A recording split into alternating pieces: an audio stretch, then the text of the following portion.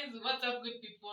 It's your girl Masi Wamboi back here on your screen with a new video. In case you are new here, karibu sana, we love visitors around here. And if you are a returning subscriber, you guy, my guy, I love you so much and welcome back to this channel, okay? So in today's video, it's a cooking video. You guys know I love to cook and I'm going to be showing you how to make kaimatis for breakfast, as a snack, for 4 o'clock tea, just making kaimatis.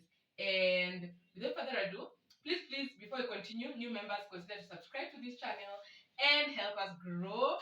And also give this video a big thumbs up, share with your friends and family, and also leave me a comment down below and let me know what you think about this video and tell me something nice, okay? So, into the ingredients of today. So I'm going to be using ajab as my flour of choice. You need all-purpose flour, and I'm going to be telling you the measurements in a bit.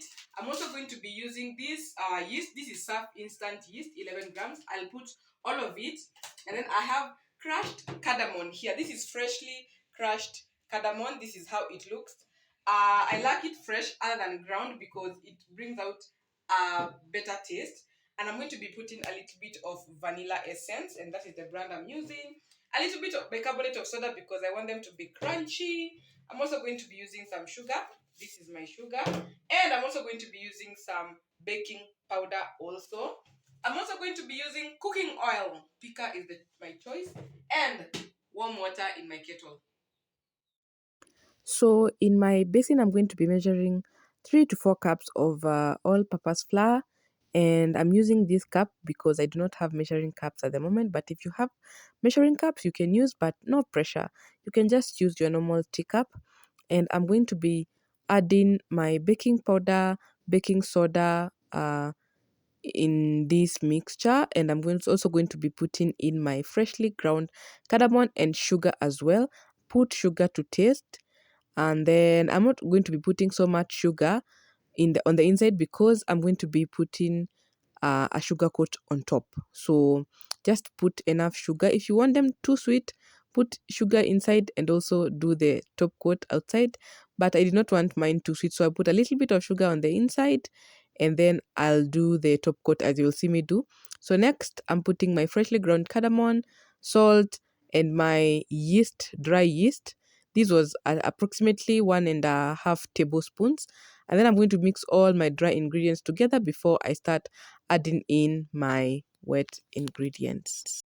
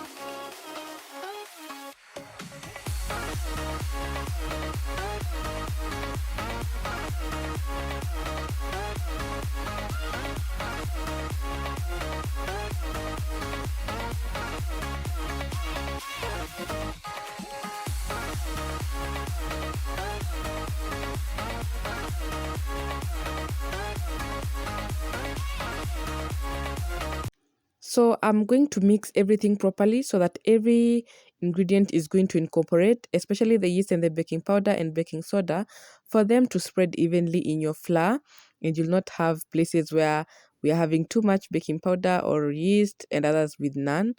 And then I'm also going to be putting a little bit of oil, and I'm going to be cramming it, as you can see, to form crumbs. Yeah, and then I'm also going to be putting a little bit of maziwa mala or buttermilk for those who don't understand Kiswahili. And if you have yogurt, you can use yogurt. Or if you don't have yogurt, you can easily use fresh milk, put some lemon in it, and it will turn into buttermilk or sour milk. Yeah. So I'll just put a little bit of that, as you can see me do, and then mix it properly. It will bring out a very nice sour taste. Yeah. So mix that well, and then now we're going to start adding our warm water into our mixture, and I'm going to be mixing it until I get the consistency that I need, and you will see that in a bit. So that is the warm water that I'm adding, not hot water, guys. It's warm water, or you can call it lukewarm water, but it needs to be having a little bit of some temperature. So yeah, warm water. Other people prefer using milk, so feel free to use whatever liquid you have, but it needs to be a little bit warm, right? Then now this is the consistency that I have achieved, and this is what you need. I'm not going to be adding any more flour or any more liquid. That is the consistency needed. So beat it with your hand, as you can see me do, for you to get a smooth paste that does not have a lot of lumps. Okay, you don't need a hard dough. You need something like butter. Yeah. So done beating my butter, most of the lumps are off, and now I want to cover it for it to proof. And by proofing, I mean for the yeast to make it double in size, if you understand what I mean. So cover it and then put it in the kitchen, just in a warm area, for it to rise, and it will double in size. Meanwhile, we are going to be lighting our jiko because I prefer cooking my kaimatis using a jiko. Yeah, so I'm going to be lighting my jiko, as you can see, and it's fire hot. Yeah, and this is my butter. This is how it looks. It's double in size, and as you can see, it really proved so well. And yeah, I loved how it rose. And I'm going to be removing all the air in between, as you can see me do like so with my hand. And it's time for us to start making our kaimati. So I put my oil on the fire, and it shouldn't be too hot, otherwise your kaimatis will burn before they are cooked through. And this is me putting the kaimatis. That is how I'm going to be, the shape that I'm going to be attaining, as you can see me do. If you want, you can use a scoop, like an ice cream scoop, or you can use a spoon, but I prefer using my hands. If it is difficult for you to use your hands, please use a scoop.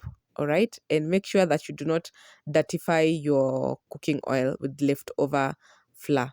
Yeah, so for me, my hand is a bit more precise as compared to a scoop, but feel free to use a scoop or a spoon.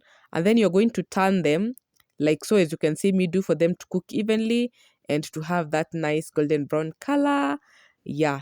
I like mine like light golden brown, not too dark, because I don't like them very dark golden brown. But yeah, that is how I like them. And voila, our kaimatis are ready. So what you need to do now is to let them cool, and yeah, for them to cool down like completely before you start putting in your sugar coating.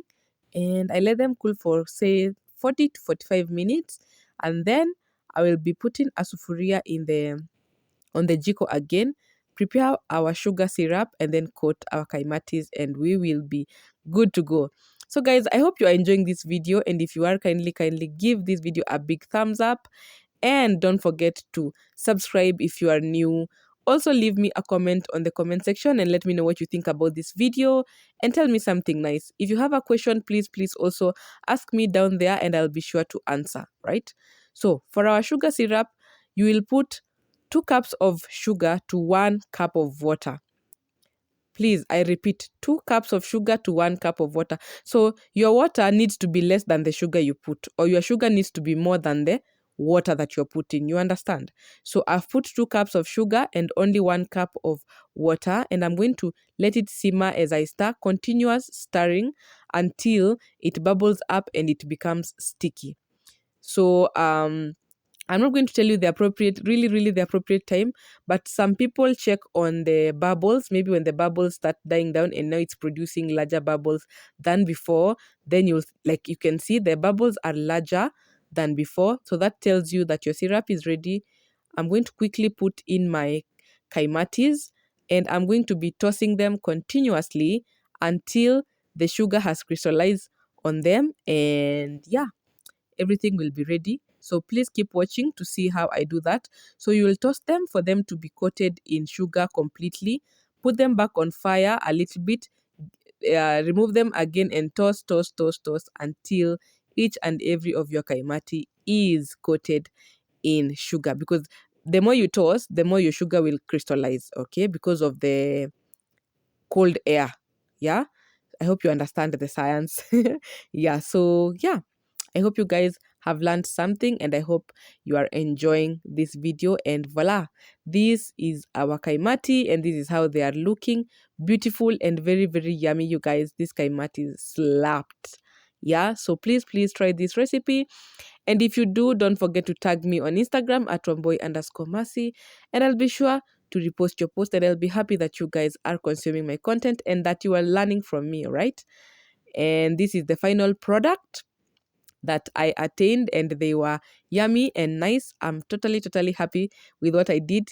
You guys need to clap for me because I did a good job and they turned out amazing. So I think that's it for this video. If you have enjoyed, please give me a thumbs up and don't forget to subscribe. Bye.